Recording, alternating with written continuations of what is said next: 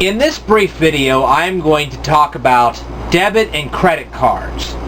Now, why do I have to talk about this? Well, mainly because a lot of people aren't aware that when you write out a check, believe it or not, your checking account number is on the bottom of your check. And believe it or not, there are criminals in this world who can actually read that number. And if they do, you're in some deep doo-doo. That is why I will say that when you're going to a grocery store or a department store or some silly thing like that, unless you're going to buy tons and tons and tons of groceries or something like that, I personally would not use a check if I were you. Mainly because, like I said, anybody that gets a hold of that check and starts reading the bottom number, well, you're in big trouble, really. All they have to do is have your name, your address, and that number, and you're fried, okay? So, unless you're making a big purchase, I wouldn't use a check, honestly. Now, what about credit and debit cards? Well, the first thing is, what's the difference between using a credit card and a debit card? Well, a credit card can actually charge you interest on purchases. In other words, a credit card is basically a card that loans you a certain amount of money until such time as you pay it back. It's a loan. Now, they usually give you about a 20 to 30 day grace period, sometimes less, sometimes more, just depends on the credit card. I have one credit card and I use it quite often. But I always make sure that when I do use it, I use it as though the money has already been spent. And so therefore, the very second I use it, pretty much that's when I send the money in and say, hey, here's your money back.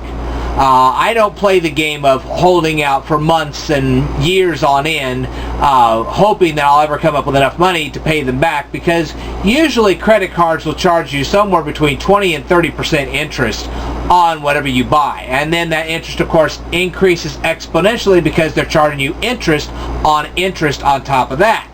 So you just got to treat it as though you were writing out a check.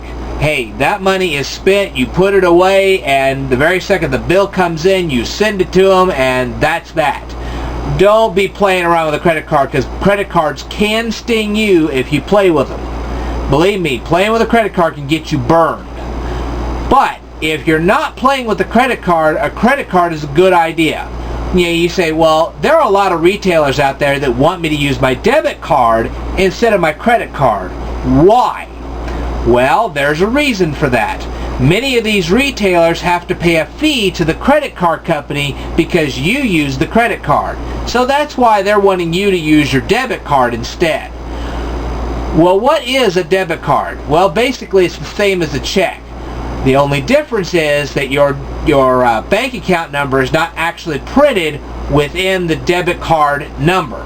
Okay, at least it's not supposed to be. Now, if you read your debit card number and you're able to read your checking account statement number inside the debit card number, you need to talk to your bank.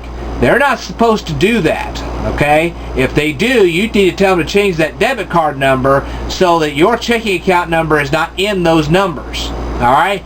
And that's something else you need to check with these debit card numbers. Make sure your Social Security card can't be, your Social Security number can't be derived from that debit card number, or some other piece of personal identification can't be derived from that debit card number, because if it can, well, that could lead to a lot of problems.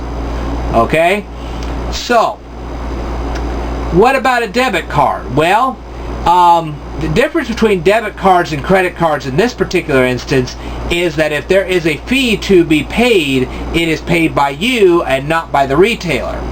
And let me tell you something, if you overdraw on a debit card, you could pay some pretty humongous fees.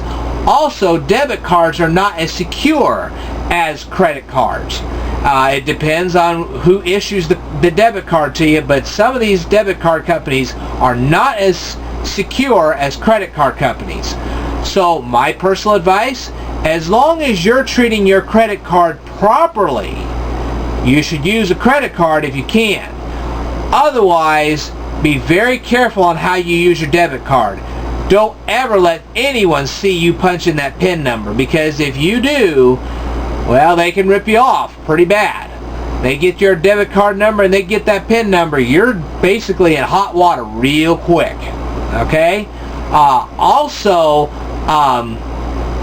if you don't feel comfortable about using a credit card and you really don't feel comfortable about using a debit card and you don't want to use a check because of that stupid number on the bottom of the check, pay cash. There is nothing wrong with paying cash for small purchases. Carry some cash with you. Okay? As long as you got it in your front pocket where people would look a little awkward if they touched your front pocket. Come on. You know, somebody touches your front pocket, boy, you better make sure that they really are romantically interested in you, or they better not touch that. Okay? So, I would put your money in your front pocket, put it in a wallet, put it in your front pocket. I would never own more than one credit card, honestly. Okay? And when you use the one credit card, use it for your big purchases. And like I say, use cash for your little purchases. I just don't like debit cards because, like I said, they're less secure, and you have to worry about your PIN number and the whole 9 yards. It's more of a hassle than it's worth.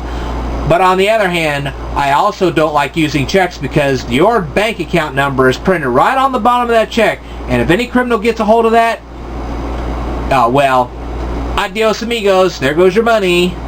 I wouldn't do that. Personally, I would use a credit card, but use it responsibly.